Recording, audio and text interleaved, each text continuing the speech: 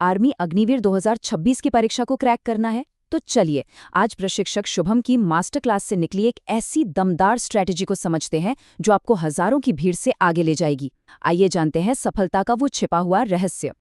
देखिए, किसी भी एग्जाम का, खास तौर पर आर्मी अग्निवीर का, एक छिपा हुआ नियम होता है।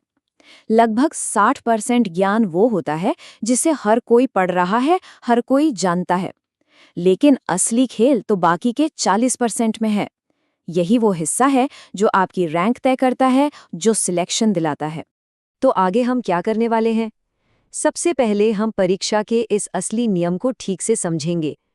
फिर उस 40% वाली चुनौती से निपटने की स्ट्रैटेजी पर बात करेंगे।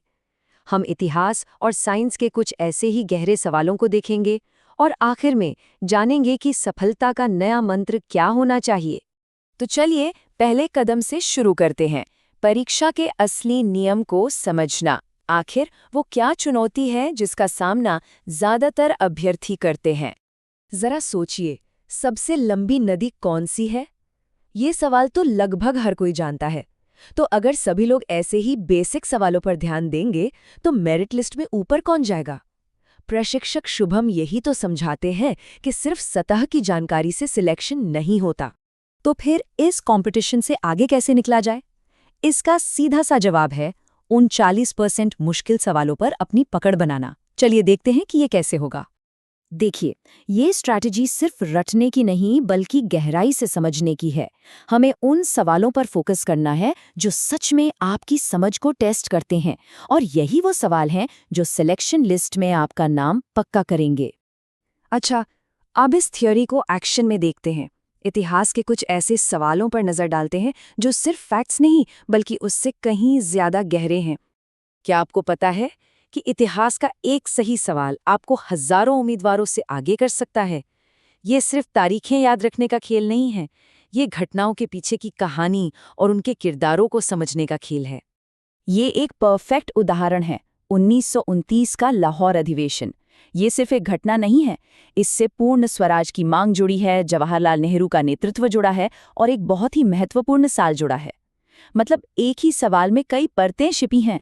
और ये रहा एक और 40% वाला सवाल। ज्यादातर लोगों को पता होगा कि बंगाल में द्वैध शासन किसने शुरू किया, लेकिन टॉप रैंक वाले को ये भी पता होता है कि इसे खत्म किसने किया। रॉबर्ट क्लाइव और वॉरेन हेस्टिंग्स दोनों को जानना जरूरी है।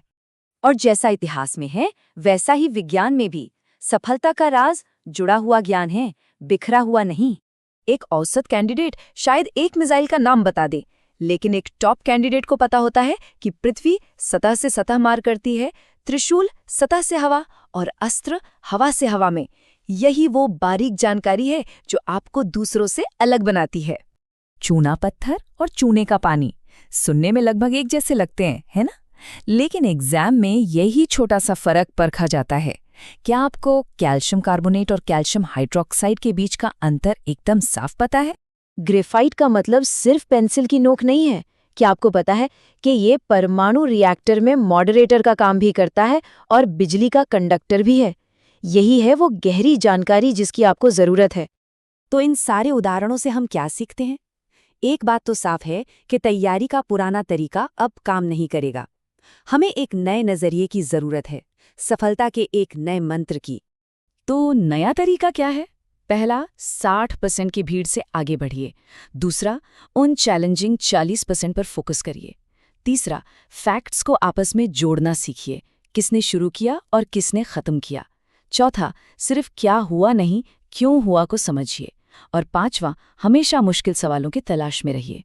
इस पूरे अप्रोच का मकसद सिर्फ पास होना नहीं है, बल्कि मेरिट लिस्ट में अपनी जगह पक्की करना है।